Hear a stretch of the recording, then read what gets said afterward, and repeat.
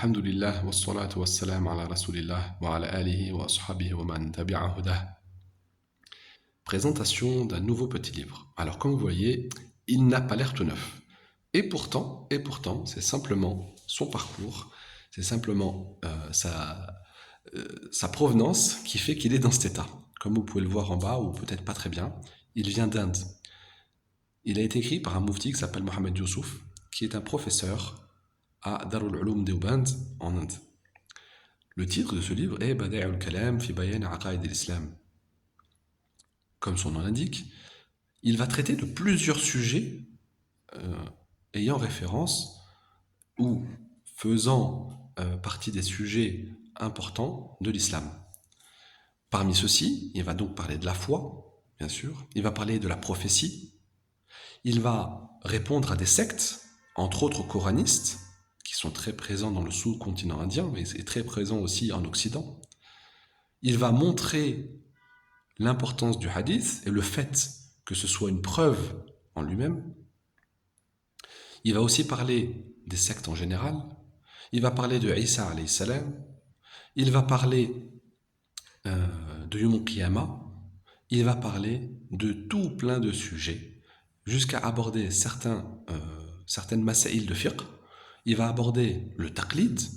Il va aborder plein de sujets différents ayant vraiment un impact direct dans la communauté, car faisant couler de l'encre ou nécessitant d'être un peu plus développé.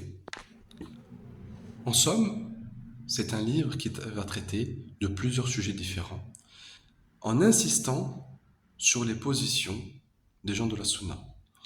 Il va donc traiter aussi le sujet des Sahaba. Quelle position les gens de la Sunna doivent avoir envers les Sahaba. Il va traiter aussi des sujets comme Al-Hawd, le paradis, l'enfer, le fait qu'il soit créé. Tous ces sujets-là vont être traités, mais non seulement avec les positions que le shia va tenir, mais il va également répondre aux contradicteurs. Et parmi les contradicteurs sur certaines de ces positions, puisque, on le sait très bien, la majorité, voire l'entièreté des gens de Darul Uloum Deoband sont soit des Maturidiya, soit des Ash'ari. Et sur certains points, ils vont diverger de ce qui est connu et ils vont diverger des positions, par exemple, de Shaykhul Islam Ibn Taymiyyah, rahimahullah. Alors, le shir, malgré son opposition avec Ibn Taymiyyah, rahimahullah, va malgré tout le citer à de nombreuses reprises. Et quand je dis nombreuses reprises, il va le citer plus de 15 fois. En lisant le livre, je me suis dit, tiens, ça serait amusant de compter le nombre de fois que le shir l'a cité. Alors il le cite, non pas sous divers noms d'oiseaux, au contraire.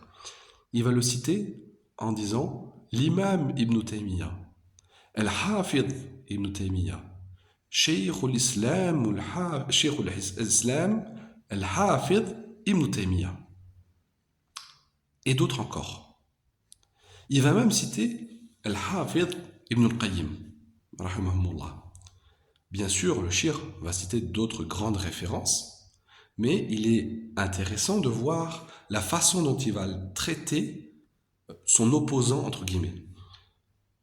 Ibn Taymiyyah, rahimahullah, est une personne, est un shir, est un imam qui, entre guillemets, fait couler beaucoup d'encre, surtout à l'heure actuelle où tout le monde aime bien avoir un avis, parler sur ce qui le dépasse, parler d'une chose qu'il ne comprend peut-être même pas lui-même, tant qu'il parle, tant qu'il s'exprime, tant qu'il se fait connaître, tout est bon pour être sur le devant de la scène. Mais ça, c'est le cas de nous, des fois malheureusement les francophones, ou les occidentaux, mais je dirais plutôt les francophones, je pense. Mais les gens qui sont des fois très loin de nous en termes de distance, sont aussi très loin de nous en termes de comportement, et en termes de réflexion, et en termes de science. Le shir ici, dans ce livre-là, alors le livre est très intéressant sur tous les points que j'ai cités, c'est-à-dire pour répondre, par exemple, aux chiites, pour répondre aux coranistes, pour répondre à d'autres sectes dont je n'ai pas envie de citer le nom parce qu'elles ne sont pas forcément présentes dans le milieu francophone que l'on connaît. Il va aborder d'autres points, mais c'est un livre donc très bien sur ces angles-là, mais aussi pour comprendre le comportement que tout à chacun doit avoir envers une personne avec laquelle il n'est pas d'accord. Le shir va citer Ibn Taymiyyah, rahimahullah, à de nombreuses reprises, comme je l'ai dit, même dans les points où il diverge avec lui. Et ce n'est pas pour autant qu'il va l'insulter, lui en faire son takfir, lui donner des noms d'oiseaux. Bien au contraire. Il va lui donner un énorme respect et va même aller le défendre là où les mensonges se sont propagés sur le shir. Il va à de nombreuses reprises dire ceci a été dit sur Ibn Taymiyyah, c'est faux. Retournez à tel fatawa et à tel fatawa, à tel tome et des fois telle page. Ceci a été propagé sur lui, ceci est également faux. Retournez à tel fatawa, dans tel tome, dans telle page. Et subhanallah, on remarque que malgré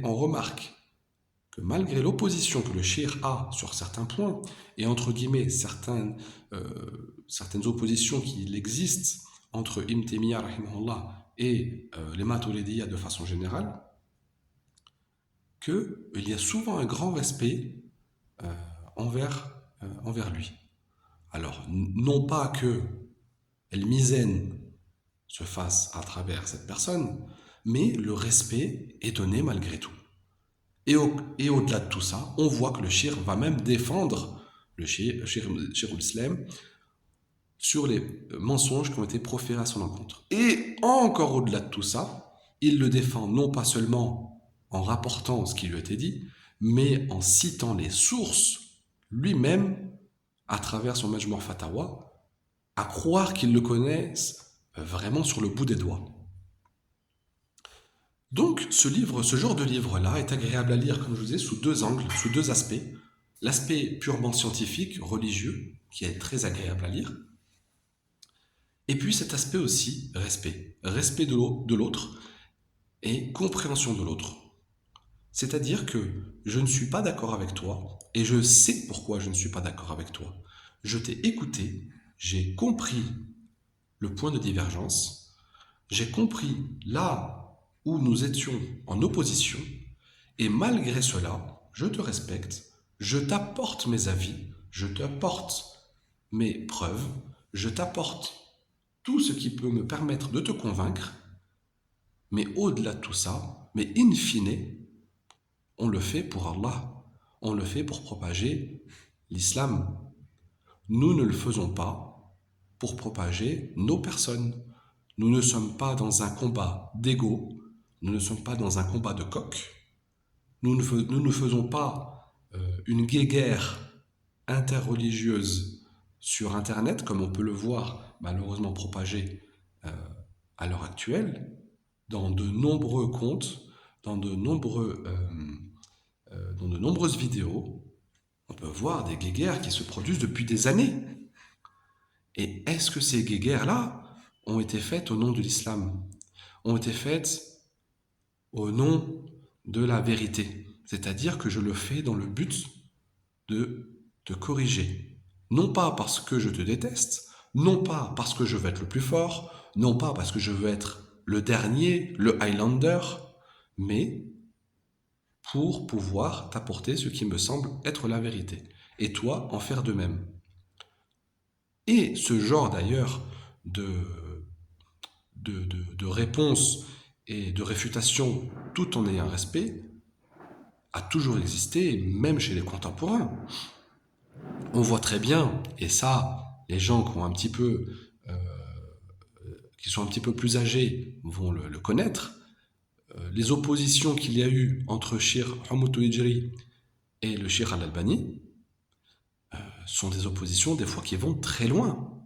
Ce sont des oppositions non seulement sur le hadith, non seulement sur le fiqh, mais également sur le dogme.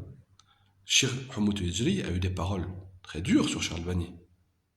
Mais jamais au grand jamais, il y a eu un manque de respect mutuel l'un envers l'autre. Pourquoi? Parce que ce sont des gens dont le but, dont l'intention est l'islam. Ce n'est pas de s'élever soi ou d'élever son ego. Et on voit que ce genre d'attitude est facilement retrouvable chez des gens de science. Peu importe que l'on soit d'accord avec eux ou non, mais les gens qui ont acquis une certaine connaissance vont avoir tendance à avoir cette attitude commune les unes avec les autres, ou les uns avec les autres. Et donc c'est sous cet aspect-là que je recommande ce genre de livre, encore une fois, non seulement parce qu'au niveau de ce qu'il apporte, surtout avec ce que l'on voit à l'heure actuelle en termes de chiisme et en termes de coranisme, ça apporte encore vraiment une grande pierre à l'édifice, mais non seulement ceci, mais en plus en termes de comportement et de relation avec notre opposant. هذا والله أعلم وصلى الله وسلم على نبينا محمد. معنا نهج حياة جئنا تبصرة عن كل ضلال أعددنا بضع رسالات تحمل نورا للأجيال معنا نهج حياة جئنا تبصرة عن كل ضلال أعددنا بضع رسالات تحمل نورا للأجيال